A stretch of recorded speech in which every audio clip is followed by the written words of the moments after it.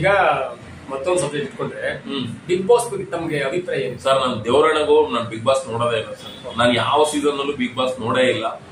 ಅಂದ್ರೆ just promo gamer ನೋಡೇವಲ್ಲ, ಹೊಡೆದಾಟ ಕಚ್ಚಾಟ. ದೇವರನ್ನ ನೋಡೋದೇ ಇಲ್ಲ ನಾನು, ನಿಜವಾಗ್ಲೂ ನಾನು ನೋಡಲ್ಲ. ಒಂದ್ ವೇಳೆ ಈಗ ನೀವು ಸೋಷಿಯಲ್ ಮೀಡಿಯಾದಲ್ಲಿ ಸ್ವಲ್ಪ ಹವಾ ಹಾಕ್ತಿದ್ರಿ, ಅದ್ರಲ್ಲೂ ಬೇಸ್ ಇಟ್ಕೊಂಡು ಅಂದ್ರೆ ಒಂದ್ ನ್ಯಾಯ ಬೇಕು ಅಥವಾ ಆಟೋ ಏನೋ ಒಂದು ಜಸ್ಟ್ ರಿಪೋರ್ಟ್ ಇಟ್ಕೊಂಡು ಡಾಕ್ಯುಮೆಂಟ್ಸ್ ಇಟ್ಕೊಂಡು ಏನಾದ್ರು ನಿಮ್ ವಿಡಿಯೋ ವೈರಲ್ ಆಗ್ತದೆ, ಲಕ್ಷ ಲಕ್ಷ ಅಥವಾ ಮಿಲಿಯನ್ಸ್ ಹೋಗ್ತದೆ, ಏನಾದ್ರು ನೆಕ್ಸ್ಟ್ ಸೀಸನ್ ಕರೆ ಬಂತು ಸರ್, ನಾನು ಕಂಪ್ಲೀಟ್ಲಿ ಅವ್ರಿಗೆ ಹೇಳೋದೇ ಎಷ್ಟು, ಒಂದ್ ವೇಳೆ ಹಂಗ ಅವಕಾಶ ಬಂದ್ರು ನೋಡಿ, ನಿಮ್ ಯಾವ ಎಪಿಸೋಡ್ ಕೂಡ ನಾವು ನೋಡಿಲ್ಲ.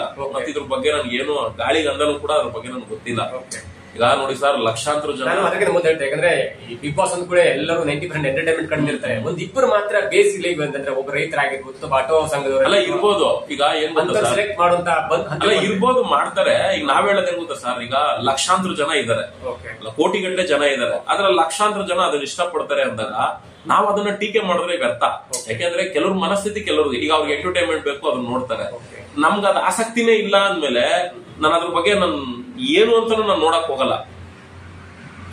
ಗಮನಕ್ಕೆ ಬರ್ತದೆ, ಈಗ ಅವ್ರಿಗೆ ಬಂದ್ ನಿಮ್ಮ ವಿಷಯ ಅವ್ರಿಗೆ ಗಮನಕ್ಕೆ ಬಂದಿ ಅಂತ ತಿಳ್ಕೊಳ್ವಾ. ಅಲ್ಲ, ಬಂದ್ರು ನಮ್ಗೆ ಏನಾದ್ರು ನೀವ್ ಹೇಳ್ದಂಗೆ ಅವಕಾಶ ಸಿಕ್ತು ಅಂದ್ರೆ ನಾನು ಹೇಳೋದೇ ಎಷ್ಟು, ನಂಗೆ ಅದ್ರ ಬಗ್ಗೆ ಏನೂ ನಾಲೆಡ್ಜ್ ಇಲ್ಲ, ಅದ್ರ ಬಗ್ಗೆ ಏನು ಗೊತ್ತಿಲ್ಲ, ನನ್ಗೆ ಅದ್ರ ಆಸಕ್ತಿನೂ ಇಲ್ಲ ಅಂತಾನೆ ಹೇಳೋದು ಸರ್, ಅದಂತೂ ಕನ್ಫರ್ಮ್.